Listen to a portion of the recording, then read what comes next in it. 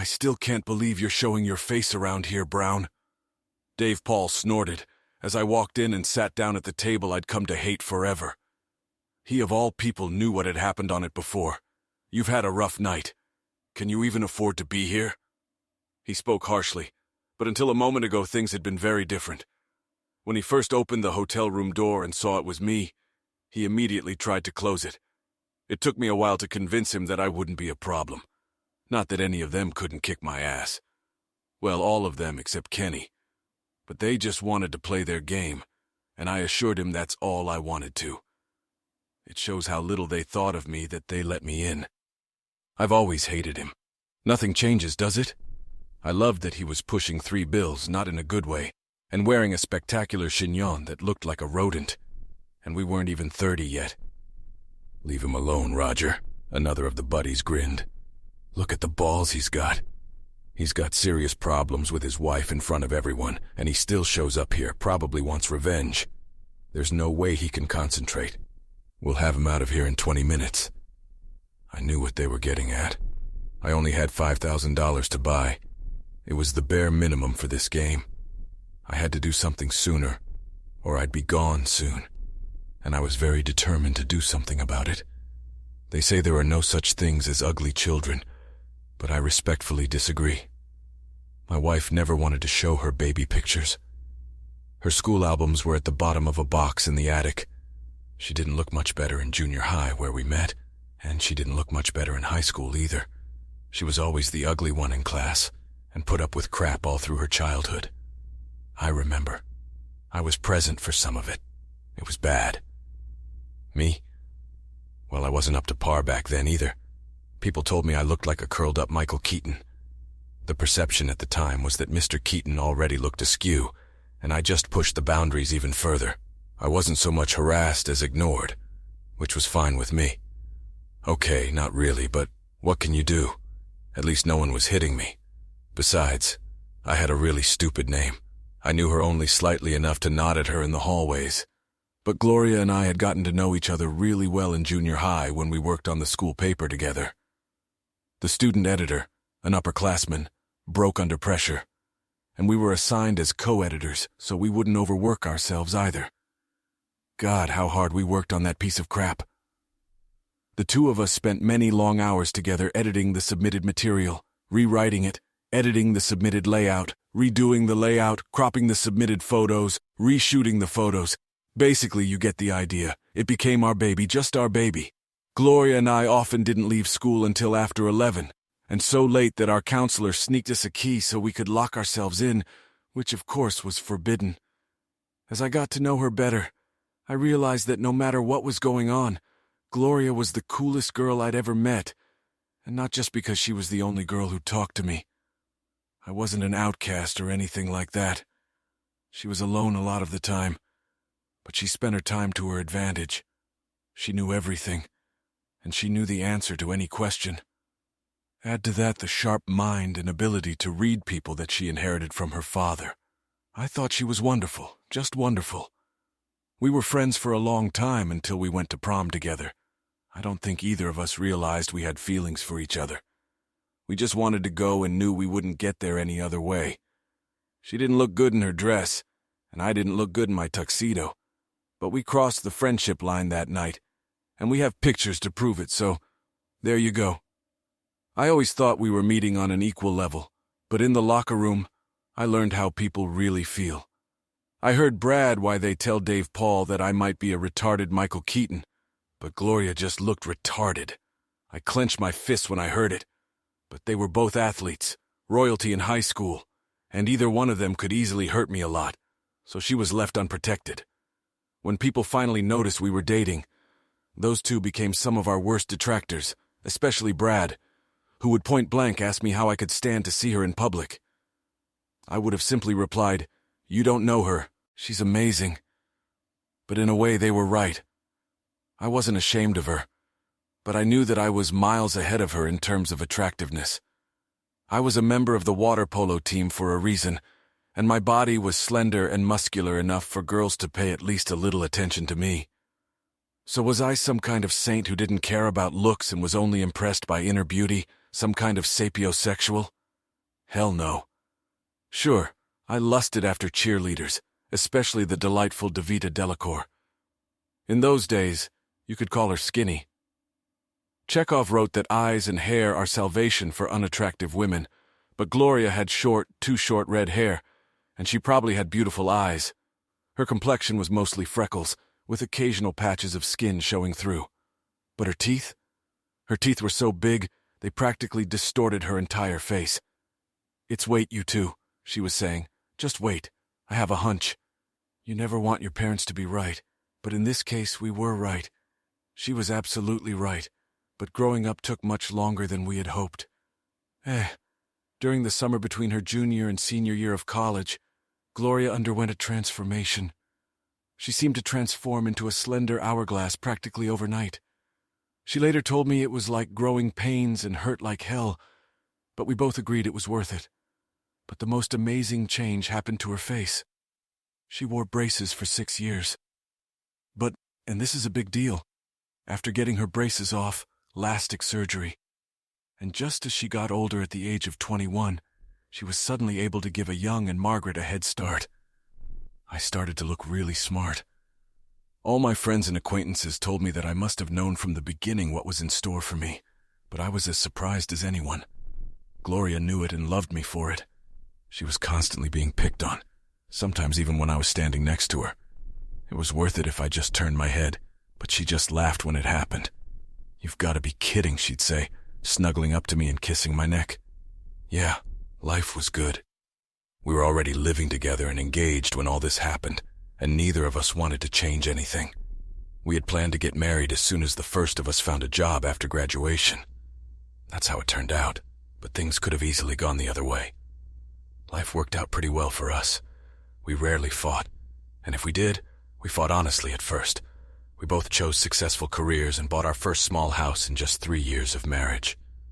It was difficult at first, but we got through it. We both agreed that while neither of us had ever slept with anyone else, we would never ever cheat. It was a good thing. I don't think either of us could have taken the rejection. We both promised that we would be honest with each other if we suddenly felt uneasy. Nip it in the bud, so to speak. Her father, a recovering alcoholic, had been unabashedly cheating on her mother for years with many, many partners. Gloria loved him, but let's just say she had some pretty strong feelings about it, and I was in agreement with her. We got married at a young age, why wait? And we were both happy to have found our one and only so early. She called me the hot husband, and I called her the wow wife. Don't ask. Nicknames are silly. The only stumbling block for us was Gloria's low tolerance for alcohol. She was definitely a cheap date. 2 beers and she was drunk off her ass. You'd think I'd take advantage of that, but if you had the real Gloria, the substitute, a sloppy noodle would be no fun at all. This girl had skills. You wanted her to use them. I hoped it would be a wake-up call for her when I was waiting outside the restroom at the club for the second New Year's Eve in a row while she got sick. Nothing like ending the year listening through the door to your wife throwing up while everyone else counts down. Twice. I was furious, but to no avail. Things finally came to a head when she got behind the wheel drunk and lost her license for 6 months. The court insisted she attend AA meetings. She went with her father, who had been going there since she was born. It was a way for them to rebuild their relationship, because by then he had been out of her life for a very long time. We were thankful that the DUI happened because it forced us to address some issues. "Stop making yourself arrogant and powerful. If the same as your stupid gambling, you idiot," she snapped at me once. "There's no difference." "Of course there is," I replied. "I'm good at gambling." She didn't have one leg to stand on.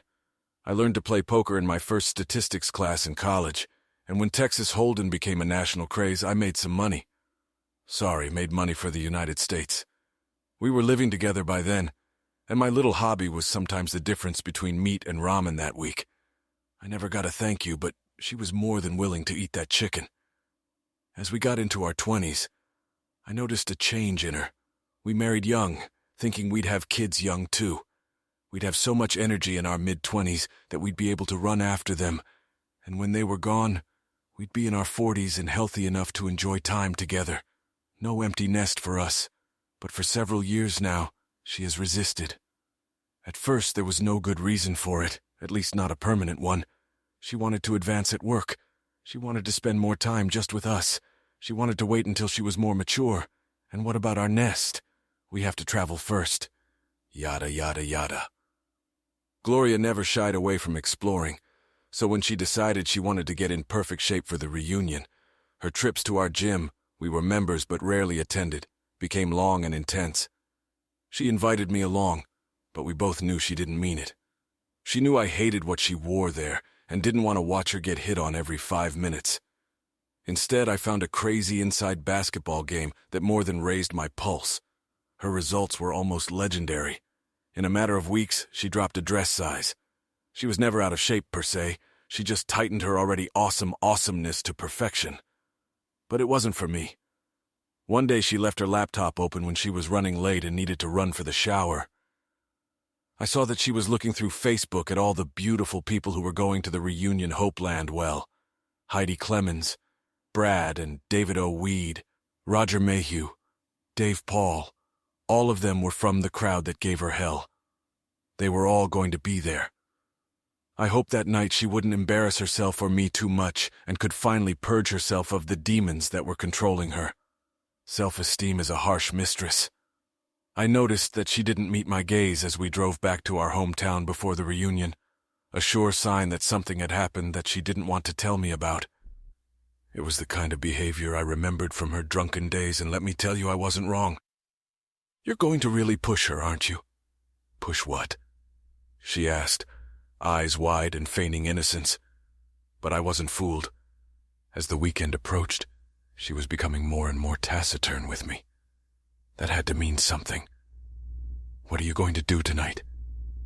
"Why don't you tell me what you have in mind? I can't answer your question if you don't understand. I can't read your mind." There was annoyance in her voice, which was another old tactic she used to get me on the defensive. She knew it always made me shut down to avoid confrontation. I'd already had enough of her, and I was in no mood for it. If she was going to manipulate me, she should have at least learned a few new tricks. "You know exactly what I mean," I replied sharply. "Why didn't you let me see your dress?" "Because I want to surprise you with how pretty I'm going to look, you idiot," she said playfully. "Oh, I know how beautiful you are," I said. "I'm proud of you. I don't mind you showing off." "Good," she said triumphant, "because that's exactly what I'm going to do. But don't show off too much, okay? Define too much." I fell silent. "Look, Rick, you know me. Have I ever embarrassed you?" I was still silent, but I must have looked at her. "I mean, other than this, God," she hissed. "It's been 3 years. 3 years. You'd think I'd at least get something for that. Just tell me what you're going to do," I said. "Well, Rick," she replied irritably, "I'm not going to do anything, but I'm going to look amazing. I'm going to have fun, and they're all going to regret treating me so cruelly." "Why? About what? Why should they regret it now? Why should they care? That was then. What difference does it make what you are now? 10 years later. Oh, Ricky, Ricky, Ricky, Ricky," she's saying out. "You know a lot about a lot of things, but you don't know women. They care, believe me." "So you only want to impress women?" I asked. "Mostly," she replied, slightly defensive. "Honey, you can't blame me for wanting to get a little revenge on the guys who got so ugly. You just can't. Are you happy with me, Gloria?" I asked. "Are you satisfied with our life?" "Oh, baby," she said, unbuckling her seatbelt and moving over to pull me against her.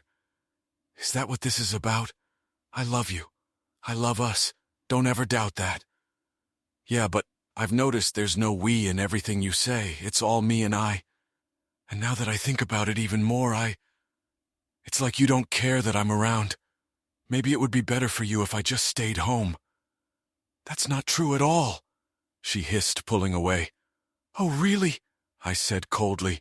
"What am I going to wear tonight? What?" "You'd think you'd want your man to look good too, to make you proud of him, so we could make a great impression together, maybe even coordinate or something. But you have no idea, do you? But you look good in everything, dear. You know how to dress. I trust you. Please." There was silence for a few minutes. I could see the wheels turning. "So what are you wearing?" she finally asked. None of your damn business, I hissed. Fine, she said. Truce, I deserve it. I remained silent. What was there to say? Listen, she said, coming back into my space. You don't know what it was like for me back then. I think I do, I said reproachfully. I think you've told me about it often enough. I think I've heard you talk about it at your meetings ad nauseum. But you don't know, she insisted. You think you do, but you don't. I'm sick of you patronizing me, she continued, backing away from me as far as she could and huddling against the door. Tired of it. I've been waiting for this night for years. I remember thinking about it when I was waiting for my eye surgery. Really? I asked dryly. So long? Yeah. So long as whole, she said. You don't know what it's like to be an ugly girl. And don't even try to say anything different, she said, immediately assuming I would try to deny or downplay what she was saying. I'm a goddamn swan, and I'm going to fly tonight. Don't you dare hold me back. I'm not trying to hold you back, I said. Yes, you are, she shouted. Yes, Rick. I looked at the speedometer and saw that the speed had reached 98 miles per hour. I hadn't even noticed. Babe, I said as we slowed down, we need to slow down before I run us off the road. We were going almost 100. Oh, Jesus, be careful, honey. Look, let me say this, I said. I'm not trying to get the last word in, it's not like that. But I didn't fall in love with you because of your looks. And I don't think you fell in love with me because of that either. It's not. I always tell everyone who asks me, you were the coolest girl I know. That's what they couldn't find out about you back then. That was their loss. Just be yourself and show them how awesome you are. The hot part is just a bonus, really. Someday we'll both be ugly again, but you'll still be the coolest girl I know. I don't deserve you, do I? She asked, her voice trembling. Is she really wiping away tears? Hardly. I didn't really like the dress, but objectively speaking, it could have been worse. It was turquoise or aquamarine or teal or something like that. And as it should have been, it emphasized her thin, pale skin and brightened her gorgeous green eyes, but it was too short and showed more cleavage than I was comfortable with. Gloria liked it, however, and enjoyed the attention. All eyes were on her, and she was fearless about it. As I predicted, old cliques formed, but she navigated them with ease and pulled me along every time. As we approached the cool kids' table, I felt her tense up. We don't need to talk to these people, I said, squeezing her hand. Don't be afraid. I'm not afraid, she said. And as I looked down, I realized she wasn't. She was excited. Someone was cordial. There were air kisses and fake hugs all around, but as much as Brad, Dave, and the others were happy to see Gloria, they looked annoyed to see me. Ulrich, Brad addressed me without giving me a hand. Bradley, I replied, not extending mine either. Did we cut the conversation short? Asked Gloria. Not exactly, Davida replied tiredly. She married Brad back in the day. Big surprise. They're preparing a big poker game for later. You remember them, I'm sure. The boys were such big card sharks back then.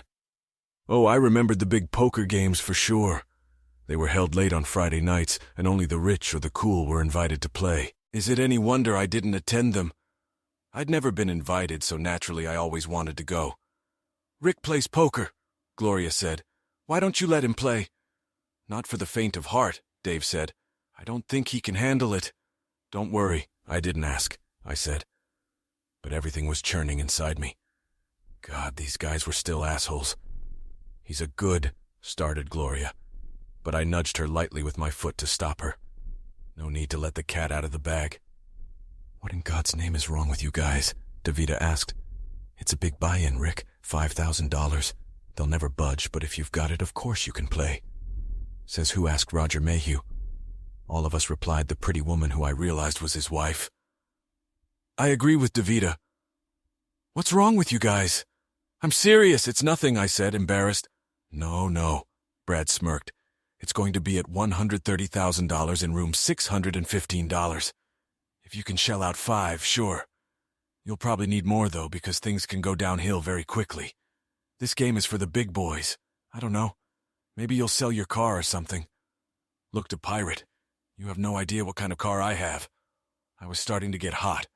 Thanks to Gloria's surveillance, I knew where we both were. He should have looked too. Maybe then he'd shut up. Hey, Bradley, that's not cool, Gloria snapped back, now nudging me with her foot. You're going to apologize to my husband right now. You promised everyone would be on their best behavior tonight. Don't ruin it before tonight even starts. I looked at her in surprise and saw Davida doing the same to Brad. He was looking at Gloria, and she was clearly uncomfortable. Have you two been socializing? I asked. Well, yes, she replied, shifting from foot to foot. She was very unladylike. Davida looked interested, and Brad was looking anywhere but at us. Why? I just wanted to see who was going to be here. Oh, really? Asked Davida, but I didn't catch any subtext. Yeah, well, Gloria paused. It was nice to see everyone. We'll meet up later, okay? She pulled me aside and we walked around some more, saying hello to other couples and groups. Eventually, Gloria got over her nervousness and turned into her usual lively personality. I think she was hoping it would all go away. I, on the other hand, had been silent and furious the whole time. Finally, I pulled her aside. What? She asked, seeing the look on my face. Don't tell me what! Why didn't you ever tell me you were talking to him? Well, Mr. Hine, Mighty, I wouldn't say we actually talked. We just chatted a little about the reunion. Anyway, it wasn't a big deal. Do you tell me about everyone you talk to every day? Mostly, especially if it's a woman, and especially if it's someone I hated and who tormented me all through high school. I don't understand you. Jesus, Rick, people can say hello, you know that. It's called the internet. I don't know what any of this means, I said. But there's something you're not telling me. We need to talk. Oh, talk, Gloria sang out. All we do is talk. Well, not right now. This is my night. You will not ruin it by throwing a big temper tantrum. You hear me? I just stared at her, perplexed. This was a side of her I'd never seen in over a decade, even when drunk. To say I was a little discouraged was putting it mildly. So, she said, let's have a nice night. We can talk until we're blue in the face tomorrow. You'll still be there. I was ready to explode and she saw it. Okay, that was shitty. I'll admit it was inappropriate. And then her voice softened. Rick, I just talked to a few people to make sure they'd be here. That's all. Now let's you and I have some fun and be the belle of the ball. This is our night to shine. I wasn't convinced, but I let her lead me out onto the dance floor. She looked outrageous in her dress, and we danced a couple times, but she seemed distracted. Usually when we danced, it was just me, but now she was constantly looking around. Should we sit down? She finally asked. These heels are killing me. Sure, I said, and led her to a table. Our drinks had yet to arrive when Brad suddenly stopped by to join us. Can I dance? He asked, ignoring me. I was just about to tell him she was tired when Gloria jumped up and held out her hand to him. I'd love to, she said, leaving me sitting still and not even looking back. For a while, I watched them. She wasn't looking around anymore. Now all her attention was on him. Can I sit down? I felt someone's hand gently touch my shoulder. Looking up, I saw Davida, who was smiling at me. Of course. Oh, you don't need to, she said, as I stood up to help her with her chair. Thanks. Do you need a drink? I do, she said as she waved her glass. Good to see you again, I said politely. You too, Rick, she said, noticing my eyes were fixed on the dance floor. There's something going on there, I said. I think so, she agreed. Unfinished business. How so? She's always had a crush on him and everyone knew it. I didn't. All I ever heard about was how horribly he treated her. All the girls knew, she said, frowning. That was before you two got together, so why would they? Really, why would it be? I asked glumly. He found out and of course made her pay for it. What an asshole. Yeah, he was. Were you? Was it as awful as she says? I'm not proud of it, she said. But yeah, we all did. Why? Do you have any idea how much it messed up her whole life? I know, she said, kneading her hands. We were just a mob, like a pack of wolves bullying the weakest. I don't know why we did it. Everyone tries to keep it quiet on nights like this, but I was hoping to apologize to her for everything. Oh, nice. but I can see she has her own plans tonight." "Agreed," said I. "She didn't see fit to share with me, except to say it's her night. It's her night. What exactly do you think this is about?" I think she said a little too loudly, because suddenly the music stopped for a moment as the song changed. Some kind of DJ. We waited to see if the lovely couple would do another dance, and they did. They looked only at each other. Their conversation was animated and seemed very friendly, even overly so.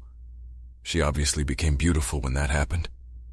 Well, about 6 or 7 years ago, I guess. 7 years, I don't get it.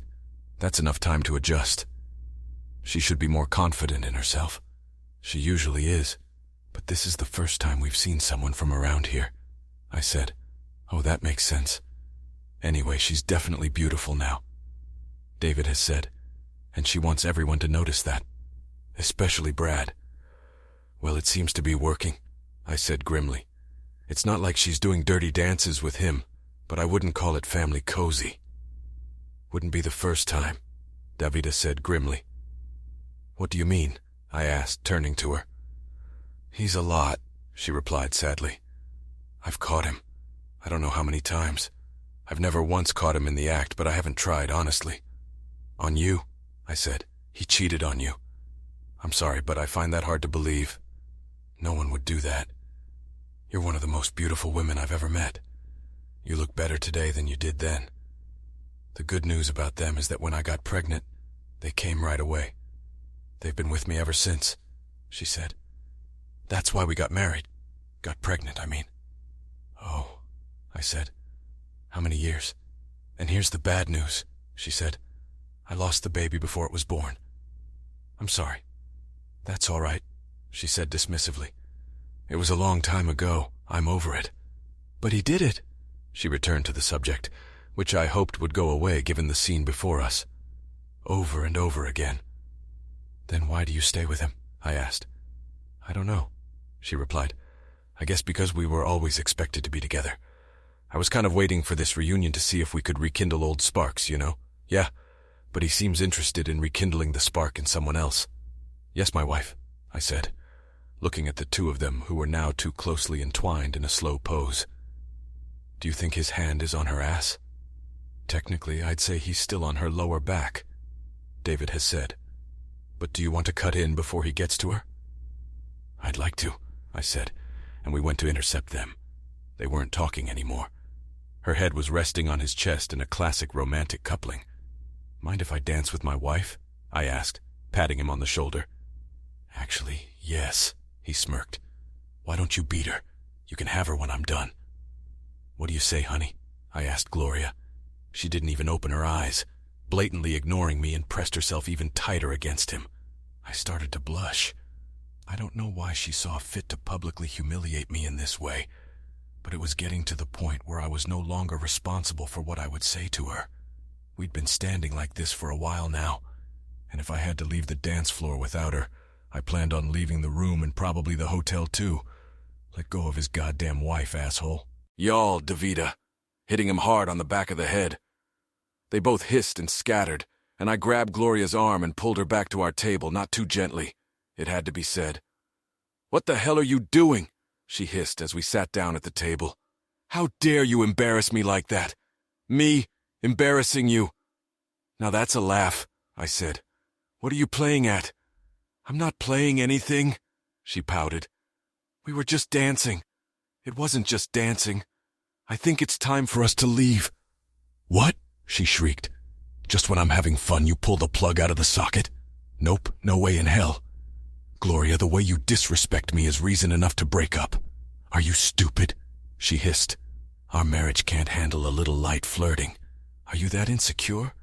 It's much more than flirting, and you know it. It's embarrassing. Oh, a big man can't handle his wife being the center of attention. What a baby. Whatever. Baby? She sang out. Wow, wow, wow. I just sat there staring at her in stunned bewilderness. What the hell was going on? Was she out of her mind? Was she high? Had she had some sort of developmental breakdown? Thank you, I heard her say, when the server finally brought the drink order. I took a sip and realized it was rum and coke. So an explanation. Gloria, is this? Yes, Cuba Libras, my favorite. Brad ordered them for me. I made sure you got one too, you're welcome. Ah, now I get it. How many have you had so far? This is my first one, Sherlock. You've been with me all night. When would I have had the chance? Leave it alone. Right now, we're getting out of here. I reached out to take her hand, but she pulled away and glared at me. Gloria, what about your sobriety? That's up to me. It's my sobriety, not yours. Then what about our marriage? I'm warning you, you're pushing it. Listen, you bastard, she hissed, baring her teeth. When we said our vows, I don't remember it saying you belong to me, okay? Stop patronizing me like that. I can drink what I want, I can dance with whoever I want. This, she twirled her arms, pointing to her body, is mine and I can do whatever I want with it. And you can either drive or you can get out of my way. Finally, an easy choice, I said, and got up from my chair. No, wait, she shouted, making a movement to get up and follow me. Please sit back down. Please. I'm so sorry. I didn't sit down. I stood and looked down at her. Just give it to me, okay? She begged, looking at me, hopefully. Please. If it means getting drunk and slutting around with other guys, then no, I won't let you do that. Slut, let me, she wailed. Who the hell do you think you are? Allow it, Jesus. I'm your husband, in case you've forgotten. And what are you talking about? I asked. Those are your words. You just said them. Back off. Do what you want, she snarled. I'm staying. No, you back off. Do what you want. I snapped back. I'm leaving. And I left, but I didn't go far. I was out of the room for a minute. But then I came back and stood in the back for the next hour or so, watching her get even more drunk, doing dirty dances with all comers, but always coming back to hang all over Brad and Dave. Especially Brad. No one talked to me for a long time. I think they were embarrassed for me and didn't know what to say. Who could blame them? But after a while, Kenny Kirk and Roger Mayhew came over and bought me a beer. I remembered Kenny fondly, but Roger couldn't understand why he wanted to talk to me since he was part of Brad's circle. Looking around, I couldn't find Gloria anywhere. She was gone. I broke away from the two snakes and took the elevator up to our suite. But she certainly wasn't there. I sat there shivering, and then decided screw it, and headed to room 615. It was the only other room I knew. Someone was definitely in there, and they were having fun. I put my ear to the door, but couldn't make out who it was because of the noise in the room. I knocked on the door a couple times, but no one answered. I decided to sit and wait, feeling sillier and sillier by the minute. When a couple walked by and stared at me sitting on the floor, I realized I would be terribly embarrassed if it wasn't Gloria who came out, but if it wasn't her, where was she? Why don't we see what's going on in there, huh? Let me help you up. I looked up and saw Davida leaning over and holding out her hand to me. Where have you been? I muttered, letting her take my hand. Doing homework. Plus I had to get this, she said, waving a key card. I'm not supposed to have it. This is the room for their big damn game. Inside, I had a dreadful wait, and my worst nightmare coming to fruition. There was Gloria leaning over a small round table, and standing next to her was Brad. They didn't even notice when I walked in. Who should I take down first? Brad was a phony, and Gloria. Gloria, I thought. You were supposed to be my one and only, my true love, and now this. Betrayal. We'll never find our way back. Never. We'll never have children. Never grow old together. But she was drunk. Very drunk. Drunk out of her mind. Maybe it wasn't her fault. Oh, the fact that she was a promiscuous attention whore is her fault. But is it my fault because I didn't protect her, no matter how shitty she acted around me? Shouldn't I have protected her no matter what? Shouldn't I have gotten her out of that situation no matter how angry she was? This wouldn't be happening now if I'd done that, if I hadn't been moping around. What kind of husband was I? Turning around, I saw Davida walking behind me with her cell phone in front of her, filming what was happening. What the hell are you doing, snapped I. What do I look like I'm doing? She replied. I think we'll both need that later. Why? I asked, starting to move forward, desperate to keep them apart. Because it's not what it looks like, she said, moving closer so she could see the corner better. Davida, wheezed Brad. Oh, shit. How did you get in here? You're supposed to be with Hope and... She stared at him. And if there was a smile there, it wasn't the one I wanted to see. He walked out of Gloria, leaving her unceremoniously sprawled on the table. She still had the same dumb smile on her face. She was really, really out of it. "Don't do it," Davida warned, grabbing my shoulder when she saw me moving toward Brad with murder in my eyes. "Why not?" I growled, trying to shake her off me. "He'll destroy you, unless you've developed MMA skills you didn't have before." "Well, what about you?" she asked sharply. "No," I admitted. "A cuckold and a coward. Scrummy." "So get your wife out of here," she said. "Take her to your room, but before you do anything, you need to talk to me." "Yeah, okay," I mumbled, motioning to Gloria, who was slumped over in a stupor. That damn smile was still on her face. Shit. I picked her up and slung her over my shoulder. She was dead weight, completely gone. Brad caught my gaze and lowered his concerned face for a moment to give me a look of smug satisfaction. Victory. I turned to leave, disgusted and ashamed. "I'm serious," Davida said. She pulled a business card out of her purse and slipped it into my jacket pocket. "Call me as soon as you put her down." "I will," I said as I walked out into the hallway, not intending to do anything about it. At some point I heard a knock on the door, which turned to a pounding when I ignored it. "Let me in, Rick," I heard Davida's voice. "I'm going to make a scene until you do. I'm not going anywhere." Okay, I muttered, opening the door.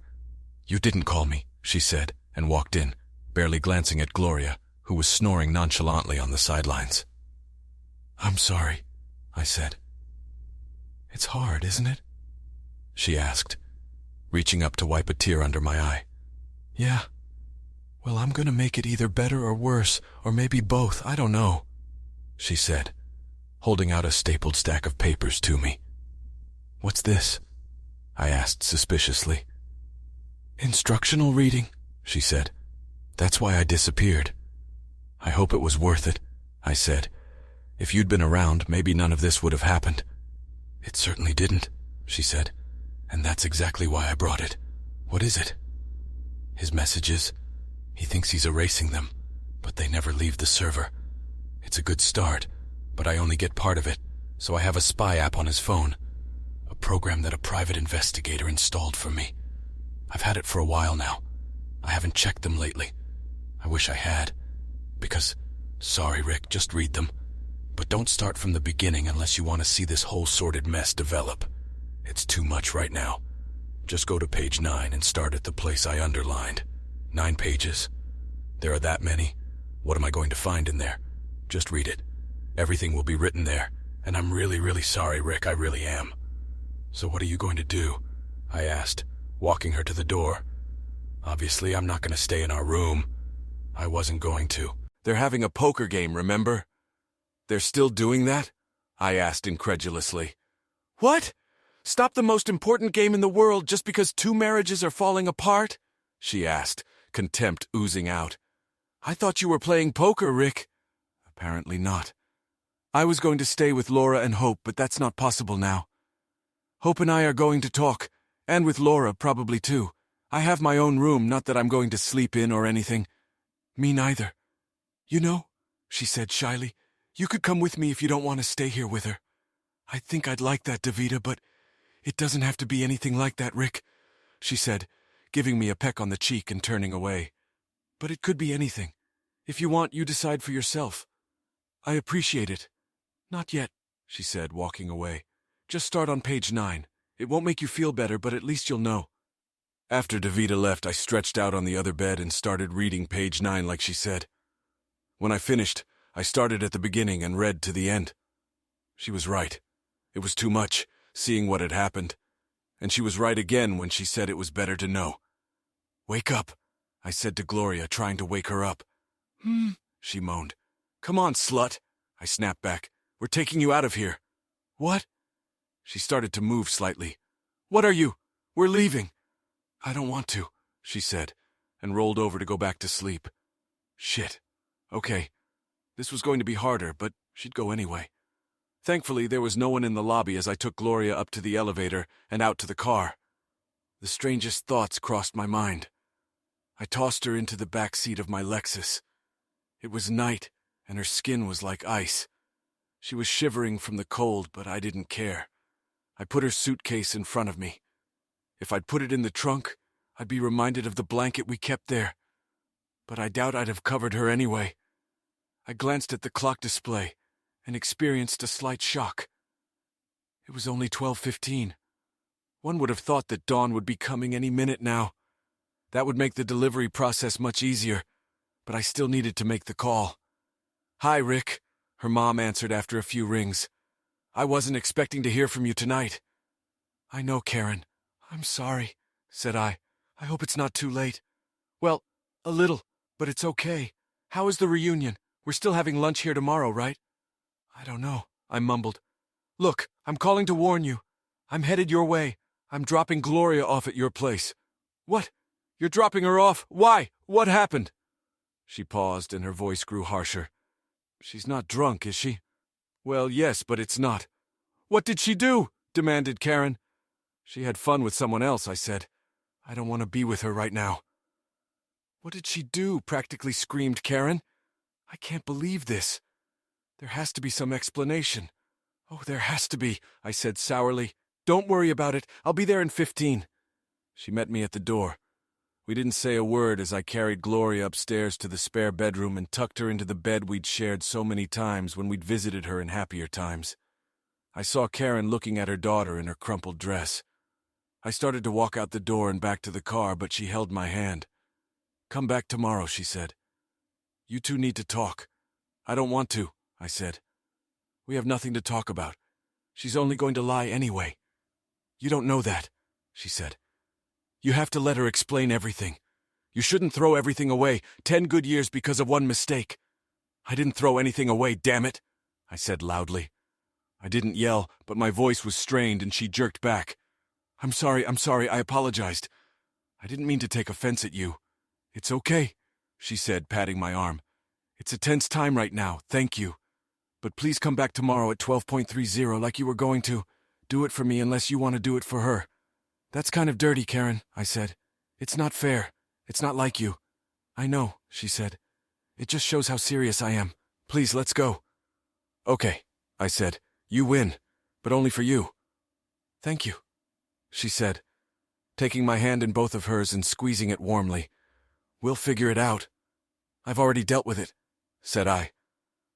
On the way back to the hotel, I noticed that it was not even 1 o'clock yet. Out of a whim, I stopped at an ATM near the hotel and withdrew $5,000. I had to shuffle things around and get a fine, but I got it. I hoped they would let me play. I took a shower, ate a candy bar, and drank some water. When you stay up late, it's always best to get a refresher. At 115, I headed to room 607 with cash in hand. We sat in awkward silence awaiting the arrival of the last player, which of course had to be Brad. When he walked through the door, he looked a little hunted, but at the sight of me he glowed. "You're here?" he asked and started laughing. "What? I stole your wife and you came here to take my money or defend her honor or something? That's too rich." "Just came for a friendly game," I lied. "I think we've already established that she doesn't have any honor, so don't worry about it. I think you're scum for what you did, but I've always thought you were, so why don't we play?" "I don't think it'll work out the way you think it will," Roger said. "We should just take your money and throw you out, but my wife would kill me." "Well, you still have a wife who will kill you, so you're already a head taller than me," said I. "Just a friendly game, huh? Don't worry, I'll leave as soon as they give me the all clear. I ruined the game for them that night. I would have done it anyway, even without our little drama. By forcing them to let me into the game, Roger's wife Claire, as I found out, had turned it from a friendly game of medium stakes to a confrontation. They wanted me to leave, but they wanted my money too, so we continued on. The first few hands were tense, but after a while the old friends started talking non-stop, and it became like the good old days when I wasn't around, even when I was in the same room. "Do you like poker?" "I do. I'm dying to tell you how the night went to remember every hand to overwhelm you with how awesome I was. But that's not a card story. I'll just say that there were 7 of us. Me, Brad, Dave, Roger, Kenny Kirk, who couldn't even look at me, and 2 other guys from their clique that I only vaguely remember from back then. We were gathered around the very table from which I had earlier dragged Gloria away. Thankfully, it didn't smell like anything. As I backtracked, I learned that in games like this, Brad usually cleaned everything up. I think he expected that to be the case today, but I was beginning to suspect that he had a card or two in his hand and started paying close attention. As the first game progressed, I was sure of it. He was preparing to lay out one card when I caught his eye. He knew I knew and hesitated to play, realizing that I had every reason to burn him. He was forced to play fair. I've played penny ante and seen players lose $75 each, so you better believe that the pot can easily get big if you buy in for $5K. These guys told a lot of stories about what great players they once were, but they either weren't as good as they remembered, which is entirely possible, or they were still drunk, which is also possible, or they didn't have practice. Most likely it was a delicious combination of the three options. It had been a while for me too, but I was completely sober and hadn't forgotten a damn thing. Without his crutch, Brad turned out to be my favorite guy to play against. All heart, no head, forever harboring a grudge. He was easy to bluff and easy to manipulate, and anyone could read him from 10 miles away. By the time everyone had dispersed, the only one in front besides me was Kenny, who had racked up a more than decent 1,500 or so. Dave and a few others were barely on par or slightly behind, but the rest were behind me. And the best part? 22,000 of them belonged to Brad. There you go, Mr. Big Cush. What an idiot. His main trick, besides cheating of course, was to overcharge everyone. This group was inexperienced enough to roll over every time he tried that. I've seen this shit before and flipped almost every time. I lost a few times that way, but 2 of them were monster banks. He kept making the same mistakes, not knowing how to get out of the game when he was behind. He made one ridiculous, impossible bet after another, trying to get even time after time, demanding double or zero side bets. This could cause him to start losing. Hey, wait a minute, he muttered as we all started to leave the game. You can't just walk out without giving me a chance to get my money back. Brad, we're all done, said one of the others. Doug, I think. He seemed too preoccupied with making sure everyone put their chips in and got the right amount of money back. I think he was more remembering playing with Brad than talking. What do you say, asshole? Asked Brad smugly. Does it make it better that you ripped me off like that? It doesn't change what happened. Of course not, I said, giving him my best grin. But it sure helps. So give me another chance. One hand, you and me. You've already had plenty of chances, I said, waving my money in front of his face. I'm sorry, and besides, I don't think you have anything else to bet. I don't need your piece of shit car. Do you have a Rolex or something? No, but I do have one thing you might like, he said. Grabbed his phone and headed out the door. I'll be right back. Don't get up. We all sat in another awkward silence. Poor Kenny still couldn't look at me. So I amused myself by invading his personal space, staring at him intently and watching him squirm. She won't talk to me, Brad said as he came back into the house. Dave Raj, go down and get her. Bring her down here. Don't take no for an answer. You mean we'll just take her, Lord? He turned to the others as they left. Guys, is anyone else here smoking? Why don't we take a smoke break? Want anything from the minibar? The little bottles are still cold, and I think there's some beer in there. I'll take some water, I said. Sure you will, he said, tossing me one. No beer for you. It's almost dawn. I'm drinking water too, Doug said. I think I should get going. No, wait, said Brad nonchalantly. He looked very comfortable for a guy who had just flushed 20 grand. It's just getting started. A few minutes later, Dave and Roger reappeared, and both of them literally forced Evita inside. Brad, what the hell is going on? She screamed. The only conversation we're having right now is through my lawyer. Why did you make those assholes drag me here?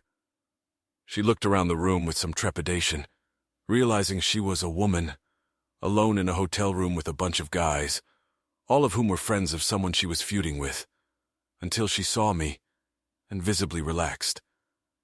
She raised an eyebrow at me, and I did the same. I had no idea what was going on.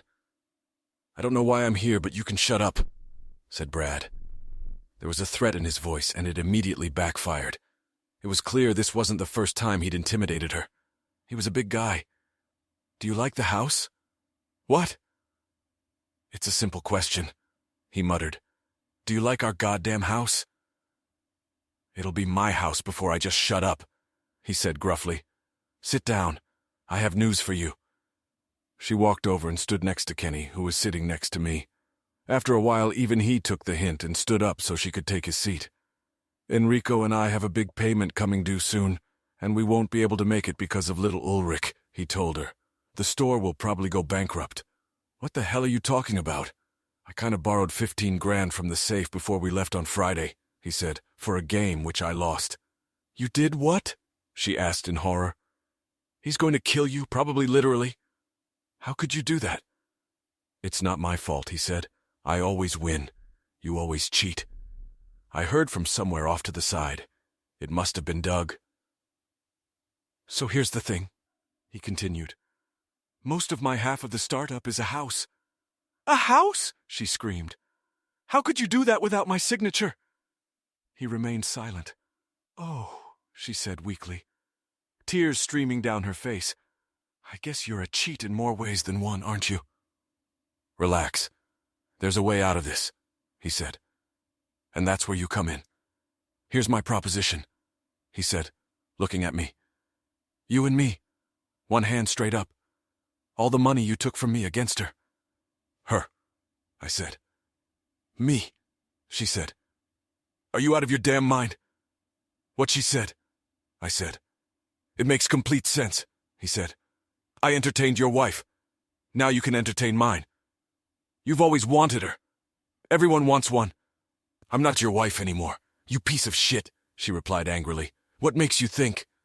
Wait, I said, touching her arm. Brad, besides the fact that you're totally disgustingly pandering to this nice man. Oh, she's a real, he began. Besides being disgusting, I interrupted him. I can't think of a single screw that cost more than $20,000. I'm sorry, Davida, I said, turning to her. You know how beautiful I think you are, but I thought it was 15 and now it's 20, she said. You really are a loser, aren't you, Brad? And don't worry, Rick, she said, giggling. I don't think I'm worth that much. Maybe more than once, Brad said. Kenny Kirk, how much do you want for your time with someone who looks like her? How would I know? I don't do that, Kenny said defensively. Oh, bullshit, we all know you do, Brad said to the accompanying laughter in the room. I suddenly felt very sorry for Kenny. You may never be able to afford someone of her level, but you know exactly how much it would cost. Well, Kenny said, looking Davida over from head to toe. She's not so young anymore. Jesus, I'm 28. David has said, despite the offense, let me out of here. This is humiliating. 1,000, said Kenny. Seems about right. Okay, so you get it 22 times, Brad said. That's more than fair, that's crazy. There's no way I do that. David is spat. I'm sorry, Rick. No offense. What? You're not going to let him treat you like a whore, I asked. I'd be offended if you thought I could do something like that to you. She smiled gratefully and patted my arm. You're both so cute, Brad said. But it seems to me, Davida, that you've already thought this through. If the store goes bankrupt, we won't just lose the house. I won't be able to pay you child support. I'll be on my ass too. You're going to have to get a real job. No more playing around with your little interior design. It's not a game, David has said defensively. Uh-huh, Brad snorted derisively. How much did you make last year? You better reconsider this whole thing. I'm just saying. She probably wouldn't do it anyway, Kenny said. I know bitches like her, Rick. She'll turn you on to get your money back and then won't give you shit. Oh, so you're talking to me now? I asked sarcastically. Thanks for the news. I've got one for you. The water's wet. He lowered himself into a chair. I hated to be part of the group putting him down, but damn, the guy was insufferable and really involved in today's event. At least he was complicit, so there would be no mercy. Fair enough, Brad said. The payment isn't due until he looked at his phone, 2.5 weeks from now. You won't have to pay me back if she doesn't. That's enough time for you to get them in time, but not too much time for you to get sick of her. It took me a lot longer than that. God, what a moron you are, roared Davida. I can't get rid of you fast enough. And here's another thing, babe, he said. You might not even have to do that. What? You're just collateral. He might lose. and you won't have to do anything with it. But he has to know you will, or he won't argue with me. And if I lose, you still have to do it. Otherwise, it's not a bet, but it's between you and him. I won't bet with you anyway, I said. Well, ladies and gentlemen, it's been fun, but I think I should be on my way. I wish we had never come to this stupid reunion. But we did. I wish I'd never seen any of you again. I don't mean you, Davida. You seem really nice. I hope everything works out for you. If you want me to help you leave. No. Wait. Please, she said, grabbing my hand and looking into my eyes. Rick, you can't just... I don't know, she whispered. We spent a moment there, probably short by most people's standards, but it felt like a lifetime and a nanosecond at the same time. I could do that for her. Okay, I'll play you one hand, I said. That's just great, Brad said, glowing. Okay, why don't you sit over there? I'll sit over here. Raj, do you want a bargain? Sure, why not? Replied Raj lazily, suddenly becoming Mr. Smooth. He, Brad, and Dave crowded together at the end of the table, creating a united front. On the other side stood an empty chair for me.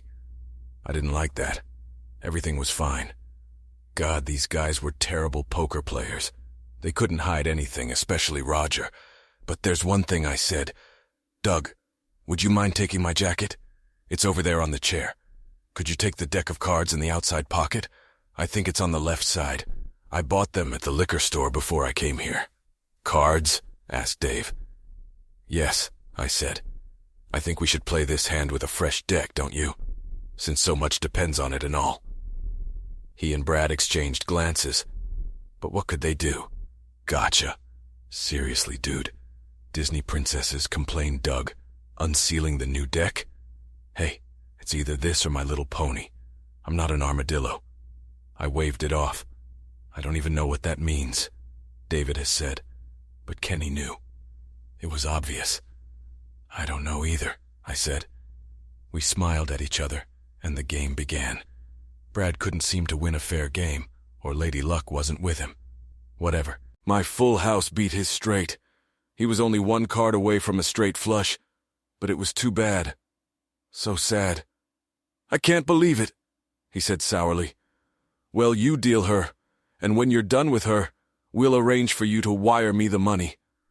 I don't owe you any money, I said, and I never have. What? It was a deal. She's in it for the money. Brad, have you ever gambled before? Doug, who had stopped being a member of Brad's fan club at some point, asked. It wasn't her for the money. It was her against the money. You lost a lot of money. Then you put something else out and lost some too. Boom. End of story. Let's go, Davide said quietly, taking my hand. I never want to see you again, Brad. Don't come to this house. No matter how long we keep it, you're not welcome here. Let Hope and her sister come and take your shit. Hope? Yeah, I found out about that too, asshole. Maybe her husband will let you stay with them. I'll ask him for you. Davide, I just shut up, she said, and we walked out the door. Your room or mine? She asked. Of course it's yours, I said. Mine has a crumpled bed that smells like her. We sat down in 2 chairs in her room and stared at each other. After a couple of minutes, she got up and picked up 2 bottles of water, holding one out to me. So what are you going to do? She asked. What? About her? Ah, I said. We're almost done. It's over except for the screaming. Are you sure about that? You've been together a long time. You're perfect for each other. You think? Snorted I.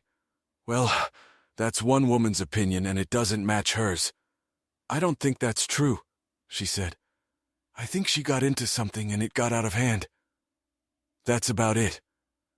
No offense, Dee Dee, I grumbled. But you were willing to accept a lot more than I was. The plans she had, the things she said in those messages, how can I forgive that? You can forgive but never forget? She asked, smiling. It's just a cliché, see? And why are you smiling? I was starting to get frustrated. It's not funny, I don't find it funny. Oh, I'm sorry, she said quickly. That wasn't it. I'm sorry. Well then, what was it? You called me DD. You've never done that before. You never let me. That's not true. I never knew you well enough, I said. You were up there on that pedestal, the queen of the prom, and I was down here. There's no DD here, just Davida. I need to apologize to you too, I think. No, you've never done anything to me. You've always been good to me. I just didn't pay attention to you, said I. It's not your fault. I'm not going to do that, you know that, I said. Do what? Nothing. I'm going to give him his money back. If I could split it up so it wouldn't affect you, I'd nail him in a second. But I'll never be able to live with myself if I hurt you with all this. Oh, Rick, you're just the sweetest person, she snorted. But you do what you want. No. Seriously, you can. I'm not at all as worthless as he makes me out to be. He just likes having me in his arms. And yet, no. I'm serious. I admit I'm not doing well here, but that's only because it's here. I'm actually pretty good. I have a degree, I have contacts. I'll have plenty of opportunities if I move to the city. That's exactly where we are. I see correction. That's exactly where I am, I said. Damn it. I need to start thinking about things differently. Take your time, Rick, she said, getting up and sitting down on the bed next to the chair to hug me. It's going to take time. It's going to hurt. It's going to hurt a lot. What's your secret? I asked. I guess we're in the same boat. Not even, she laughed. My ship sailed a long, long time ago. I've had 6 years to come to terms with it. Wow, 6 years. I know. Don't say it, she said. You don't have to. I know I'm weak. I'm a coward. I should have left so long ago, but I was afraid. That's hard, I said. I'm not judging you, I promise. And I've had serious job offers, she defended herself. Plenty. I believe you. I can make some calls and have a job. Know a career by the end of next week. I won't be entry level. That's great. I just need to move to the city. We sat in silence, each immersed in our own thoughts. So, she said. So 22 times. I told you we weren't doing this, I said. Then why were you playing? She asked. I thought you wanted me to play. No, yeah, I don't know. Oh, well. She looked intently into my eyes then. Oh no, you did it to get me off the hook, didn't you? You were trying to get it all back for me, yeah. But it's such a lot of money. And it hurt you so much. I shrugged. And they also say chivalry is dead. She leaned over and hugged me tightly. Then why did you play the princess cards? They tried to deceive me. A man has pride, you know. After tonight, you don't think so, but... Oh, that's so, she said. So it came out that way then? Well, I smiled. I can't make him win. I see, she laughed. You're amazing. You think so, don't you?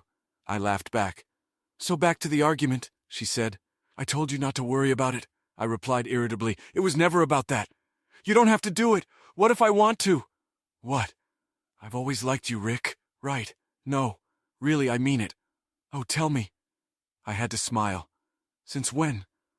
A long time ago, she said. Please tell me you remember how I used to bow down to you all the time? You shouldn't hurt a girl's pride like that. Of course I remember, I said, smiling at the memory. It was one of the highlights of my life back then. Just then? She pouted sweetly. No, it still is. But didn't you do it for everyone? Absolutely not, she replied resentfully.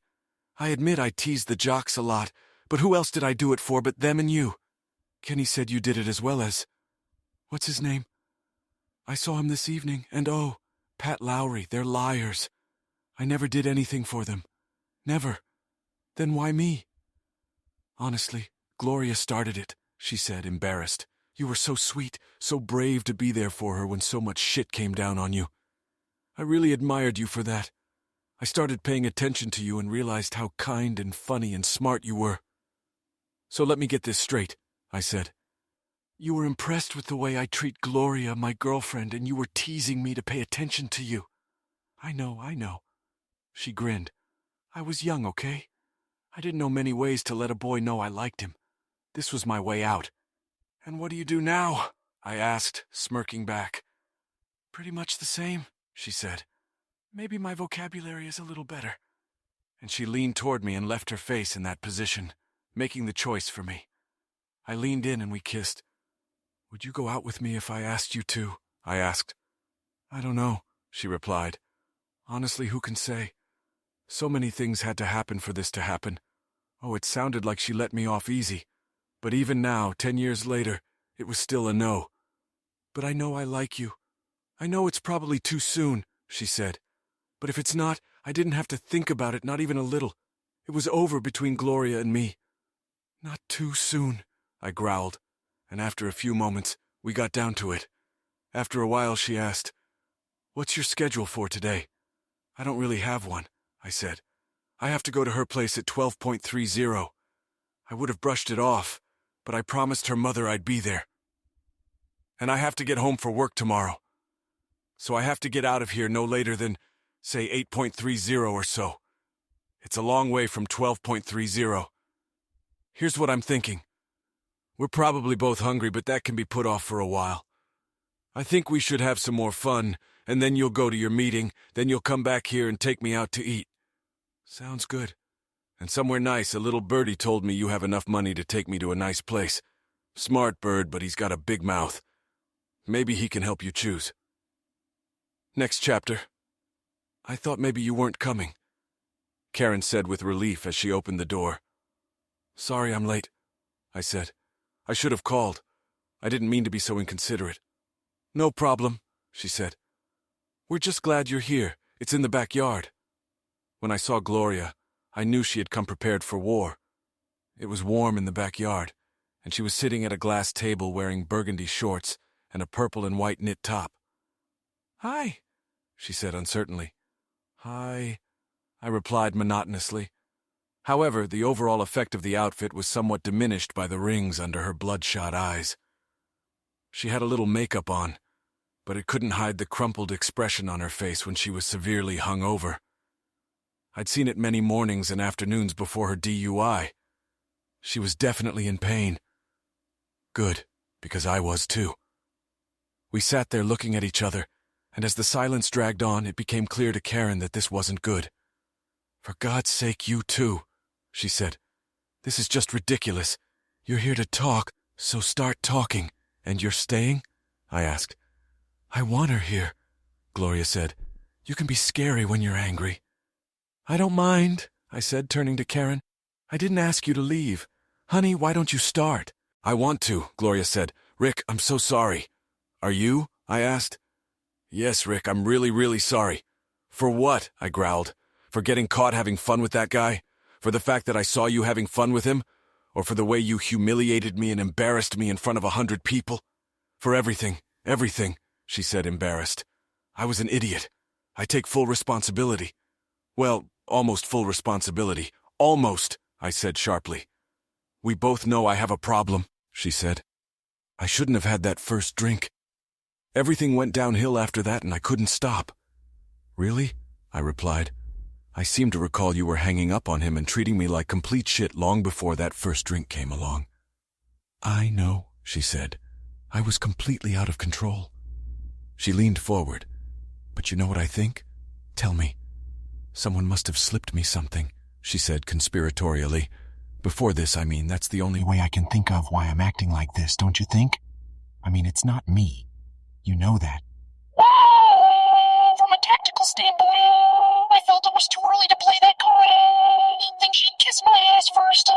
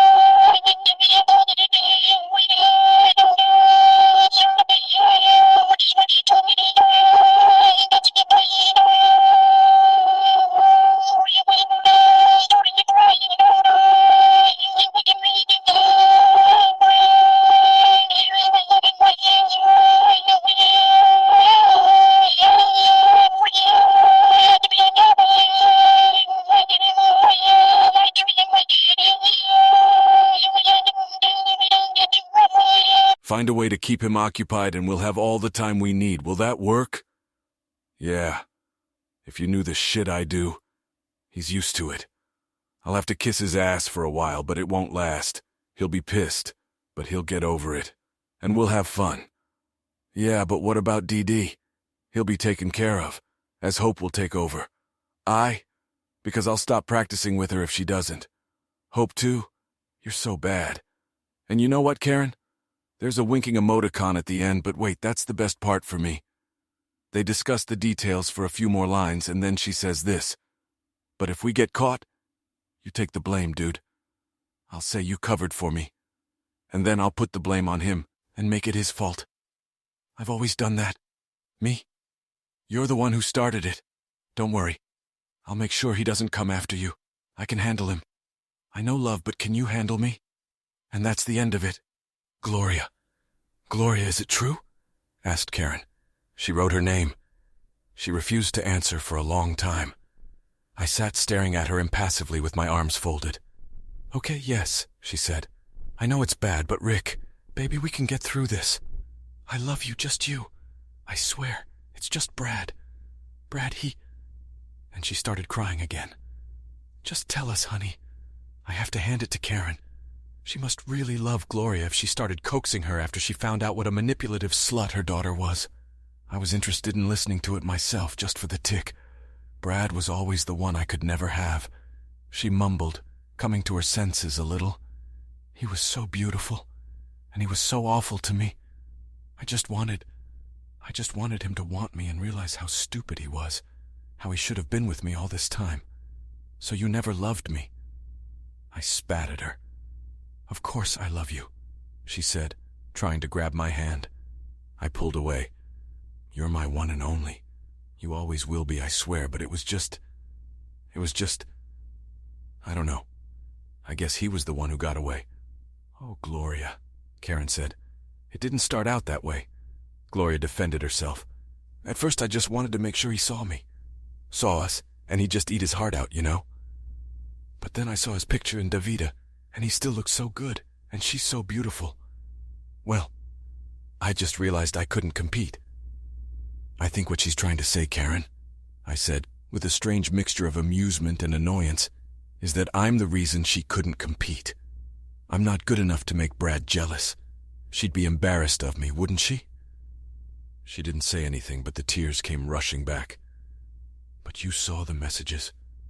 You saw him working on me, she insisted. He went on and on about how I'd beaten you, why I was with you, and how he was sure you didn't appreciate me. This is all bullshit, I said. You're the one who started it, not him. The fact that I'm not pretty? That may be true, but everything else? I idolized you, Gloria. I know, she said. I knew it even as I bought into it, and then I had a plan for how I would let him do it. I would humiliate him. You're in the sun? Karen asked. A guy like him doesn't care about things like that, just as long as he enjoys it. You always bragged about being a great judge of character, honey, but you acted like a naive, spoiled little Brad. I know, Mom. We can go to counseling, Rick. It was just a silly infatuation I let go too far. It didn't mean anything. It was don't go there, slut, snarled I. Don't you dare say it was just sex if that's what you're getting at. First of all, the sex between us was special, or at least I thought it was. It was supposed to be just us, our whole lives. I know, Rick. I don't know what to say. I'm so sorry. Leave it alone. I cut her off. Even if it's true, what about those messages? The ones where you put me down, bragging about how easy I was to manipulate, how stupid I was. That's not what I meant, darling. I don't want to talk about it anymore. And don't call me sweetheart. You have no right to. You're a manipulative slut. I'll never be able to trust you. I'll never trust you again. Rick, Karen gasped. Stop it. Stop talking to her like that. I know what she did was awful, but can't you see how sorry she is? I'm sure you two can work things out. You've been together too long, too. And that's another thing, I snapped back. What about fidelity? Gloria, I never ever told you about the shit I went through for you in high school because it would hurt you too much. But you had to know about some of it. Everyone, and I mean everyone, wanted me to kick you to the curb because you were such a big dead bastard. I was already screaming, and I finally realized it. So I took a deep breath and toned it down. And this is how you repay me, huh? And you said you were planning this even before your eye surgery? No, said Gloria in horror. No, that's not true, dear. I just meant that I planned to come back looking gorgeous. That's all, I swear. Leave it alone. Like I'm going to believe anything you say. I grinned. You're a liar and a cheat. That's exactly how you started this conversation before I busted your cheating ass. I'll never... Stop it, Karen wailed. Stop it, both of you, right now. I can't believe this is happening. You're finally ready to give me grandchildren. Can't you two just... Oh, grandchildren, I grinned, picking up the folder again. Maybe we should tell her about our kids, Gloria. Please don't, she sobbed, dropping her head in her hands. Please stop. Oh, no, I said. Let's look at page 11 near the end. Let's see what it says. Are you sure? That's Brad asking. I'm sure, Gloria replies. I haven't had fun with him in a week. He should be open to you. I'll try to hold him off, and if you have strong swimmers, you'll have a better chance. I want to have at least one beautiful child. After that, he can give me several, but I want at least one. And with him, you won't get that. What are you thinking? Look here, Karen, I said, showing her the paper. See this? That's the smiley face symbol with the tongue sticking out. See, can she humiliate me anymore? Oh my God, Karen said, looking at Gloria in disgust. Actually, she might, I said. I'm lost here. I can't find it right now. But somewhere in here, she says she's going to try to give him 2 chances to reunite. And if that doesn't work, she's going to try to meet him halfway to make sure. Will you stop it? Sobbed Gloria. And she says that if the baby is particularly beautiful, maybe they can get together and make another one in the future. He says how pleased he'll be to know I'm raising and paying for his child. And she replies that secrets are hot. You just beat me like a punching bag, didn't you? I growled, spinning around and getting in Gloria's face. Karen leaned back in her chair, and to me looked just as beaten up as Gloria. I love you, I said, walking over and kissing the top of her head. I hope we can talk soon and I can thank you for everything, but I can't be there for her. I think you understand me. No, I don't think you can, she replied dejectedly. I'll leave it to you too, I said, putting the papers back on the table. I'm sure I can get another copy for the lawyers. Wait, Rick, how am I going to get home? Asked Gloria. How am I going to get to work tomorrow? I don't know, I don't care, I said. And when you get there, you won't stay in the house. You'll find a slutty girlfriend to live with or get slutty with a bunch of guys. Who cares? The locks will be changed by the time you get here. This is my house too, asshole, shouted Gloria. I paid as much as you did. I put as much time into it as you did. Don't mess with my head. It's going to be very ugly. Ugly, ha, said I. Excellent choice of words. That's what it's all about, isn't it? Driving back to the hotel was hard. Sure, I did burn her, but so what? The love of my life was a cheating, manipulative woman who thought I was too ugly to be the father of her children. I may have won the race of life with Brad, earning twice as much, certainly in a better open field. But when it all came out, he turned out to be the winner, just like before, and only because he looked so much better than me. I liked her a lot, but Davida was no Gloria, who no matter what, always remained the coolest girl I knew. Nothing would ever change that. I'd have to learn to appreciate other traits in Davida if things were ever going to work out between us. She liked me, though. She wanted to see something more and was willing to try, even with the horrible baggage we both carried. Maybe it wasn't just a rebound. Who knows how cool she could be after we'd been together 20? Actually 21 more times? And it was still 21. I tried to tell her that it was down to 15 or 16 now, but she said we should count by sessions, not by how many times we'd had fun. In her opinion, we were still in the middle of the first session. That was very cool of her, don't you think? The end. Thanks for watching. I hope you enjoyed it, so subscribe to my channel and watch the next video.